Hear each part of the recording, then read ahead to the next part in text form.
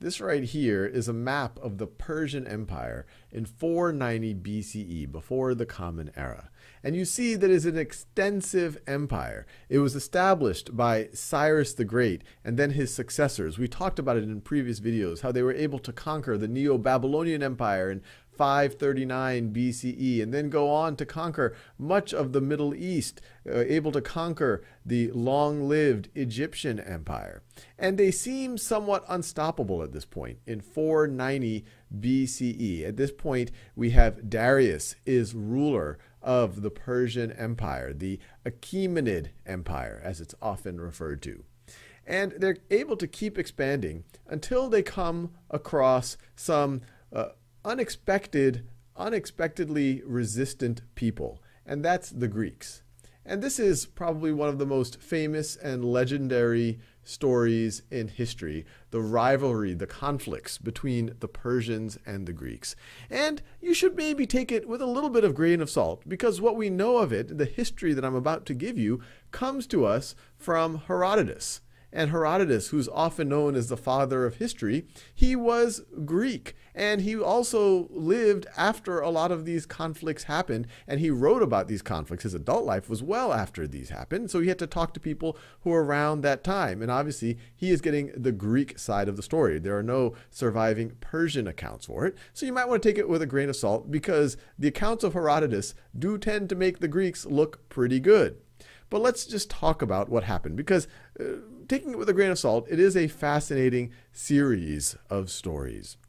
So you have Darius as king. You can see the extent of the Persian Empire in 490 BC, or really at the turn of the century, if we were to go back 10 years to 500 BCE. But they are in control of some folks who are a little bit more rebellious than most of the people that are within the Persian Empire. And they are in this region right over here, known as Ionia, where you had Greek settlements that are now under Persian control. And from 500 BCE to about 494 BCE, so the first 10 years of the 5th century BCE, you have a series of revolts in Ionia. And let me zoom in on that a little bit so we can see that. Can see our timeline right over here. So this area, we're now zoomed in. This area is referred to as Ionia. This would be modern day, the coast of modern day Turkey. We are out here on the Anatolian Peninsula. And these rebellions in 498 BCE, the rebels are able to take over and burn down Sardis, which is under Persian control. The Persians under Darius are not happy about this. So they send a force to take back control, and also to get a little bit of revenge. Because when the rebels were able to take over Sardis, they had help from some of their Greek brethren. And it's important to note that the Greeks weren't some type of a unified state. They weren't a unified empire like the Persians were. They were a fragmented group of city-states. You have the famous Athens, Corinth, Sparta. All of these city-states, they shared a common language. They shared similar religion, but they were not one unified empire. But when their brethren, the Greek rebels, these Ionic rebels, I guess you could say, rose up against their Persian rulers, they had assistance from Athenians and from folks in Eritrea.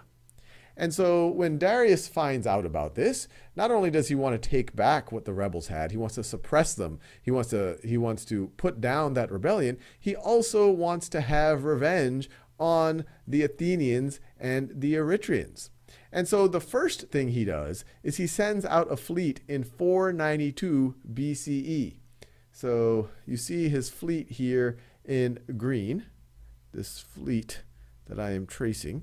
He sends it out in order to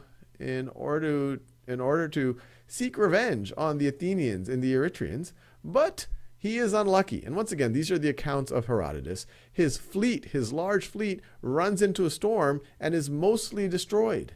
And so in 492 BCE, the Persians are unsuccessful.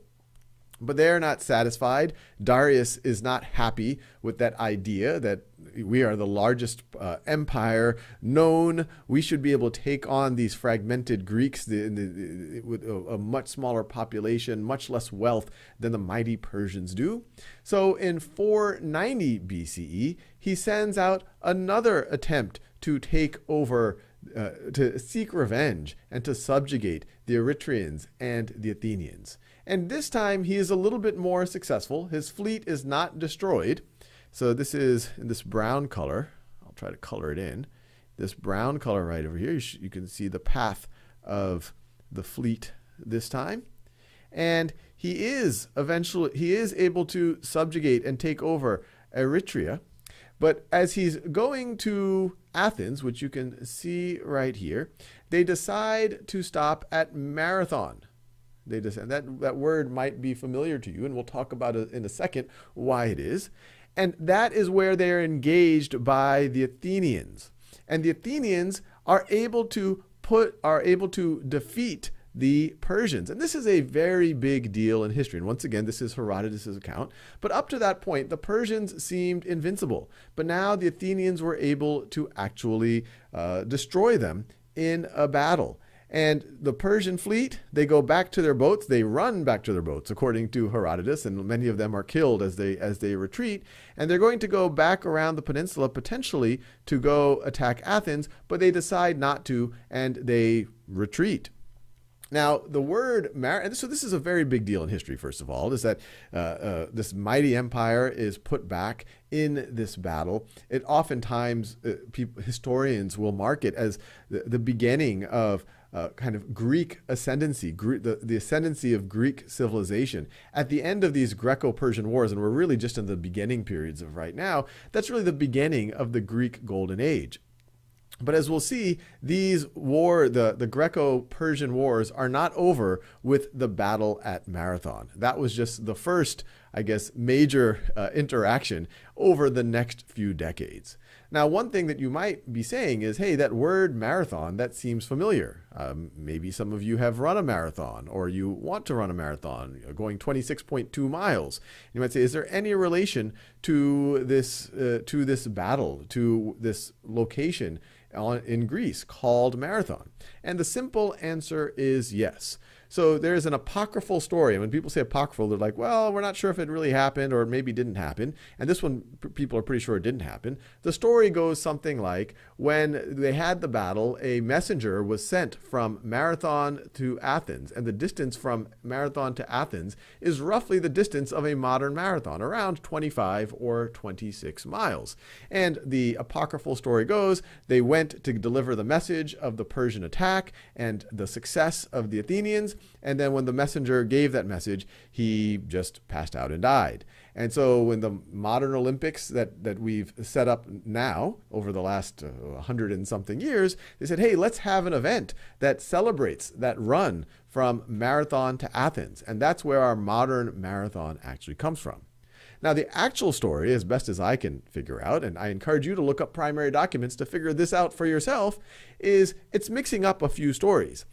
After the victory at Marathon, the Athenian army did quickly mobilize and go back to Athens and cover that distance in order to defend Athens. Because remember, it looks like the Persian fleet were coming around this peninsula right over here to get to Athens.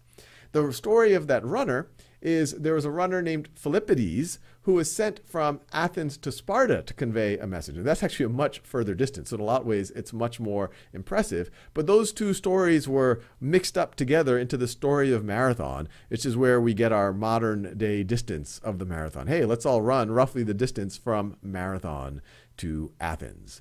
In the next video, we'll see that the Persians are not done. Darius will not be able to seek the revenge that he wants in his lifetime, but his son Xerxes is going to keep going at it.